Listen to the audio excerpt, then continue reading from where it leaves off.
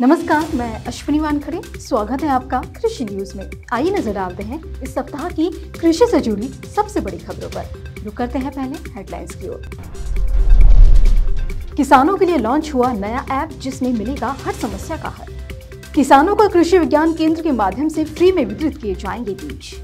छत्तीसगढ़ के किसान अब 31 जुलाई तक करा सकेंगे खरीफ फसलों का बीमा। सेना में सेवा देने के बाद अनिल कुमार ने शुरू की खेती, लाखों में हो रही कमाई। राष्ट्रपति चुनाव के लिए वोटिंग जारी, पूर्व पीएम मनमोहन सिंह ने डाला वोट। अब खबरें विस्तार से।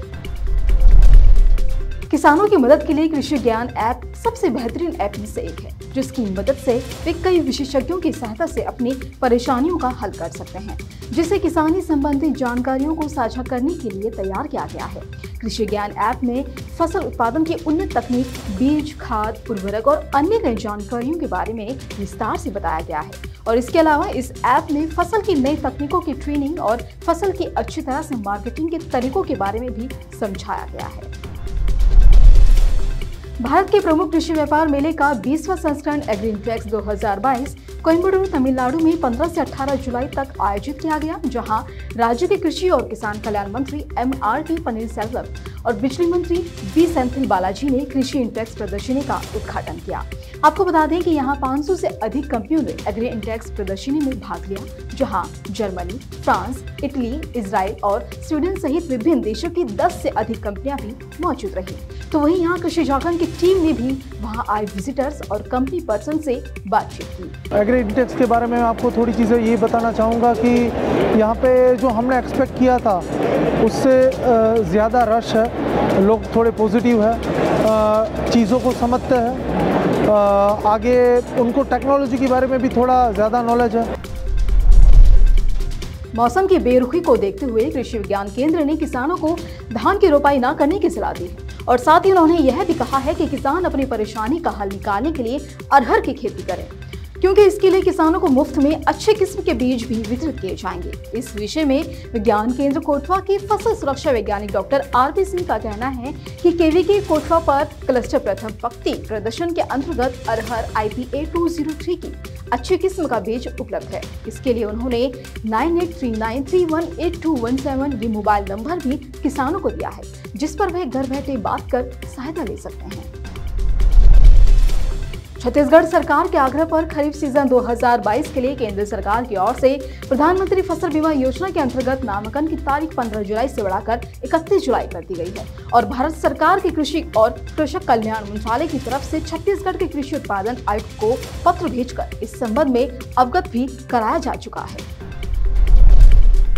भारतीय सेना में 16 साल देश की सेवा करने के बाद जब हरियाणा के झज्जर जिले के निवासी अनिल अपने गांव पहुंचे तो खेती के तौर तरीके देख वे आश्चर्यचकित रह गए, क्योंकि वहां फसलों में रासायनिक खाद का प्रयोग हो रहा था। और इसके बाद अनिल ने प्राकृतिक खेती करने की योजना बनाई और आज वह फल, सब्जी और औषधीय पौधों की खेती से 5 लाख रुपए सालाना कमा रहे हैं। अनिल ने बताया कि उन्होंने साल 2015 में गेहूं, बाजरा, कपास, सरसों, मूंग, चना और जौ जैसी मुख्य फसलों के साथ खेती की शुरुआत की थी।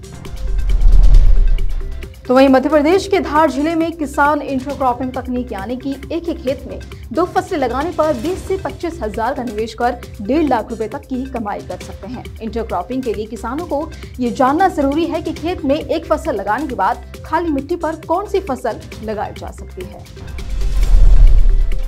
तो वहीं फसलों को जोखिम से बचाने और उत्पादन की लागत को कम करने के लिए भारत के किसान खेती की आधुनिक तकनीकों पर जोर दे रहे हैं। इसमें poly house, green house, plastic mulching और लो टनल का प्रयोग शामिल है। लो टनल को पॉली हाउस का छोटा और प्रभावशाली रूप कहते हैं, जिसमें कम ऊंचाई पर 2 से 3 महीने के लिए अस्थायी संरचना बनाई जाती है।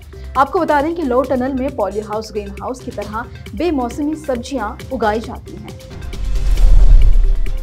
तो वहीं भारत में राष्ट्रपति पद के लिए मतदान शुरू हो चुका है। आपको बता दें कि आजादी के बाद से अब तक का ये 15वां राष्ट्रपति चुनाव है। हमारे देश के राष्ट्रपति रामनाथ कोविंद हैं और उनका कार्यकाल 24 जुलाई को समाप्त हो रहा है। मतदान प्रक्रिया सुबह 10 बजे से शुरू हुई थी, जो कि शाम के 5 बजे तक जारी रही।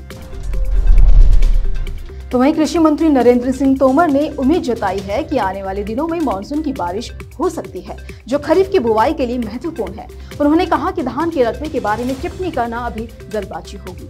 मौसम विभाग ने इस साल सामान्य मानसून रहने का अनुमान जताया है। तो वहीं कृषि मंत्रालय के आंकड़ों से पता चलता है कि 15 जुलाई तक धान की बुवाई चालू खरीफ सत्र में 17.4% घटकर 128.50 लाख हेक्टेयर तक रह गई है, जो पिछले वर्ष की इस अवधि में 155.53 लाख हेक्टेयर थी।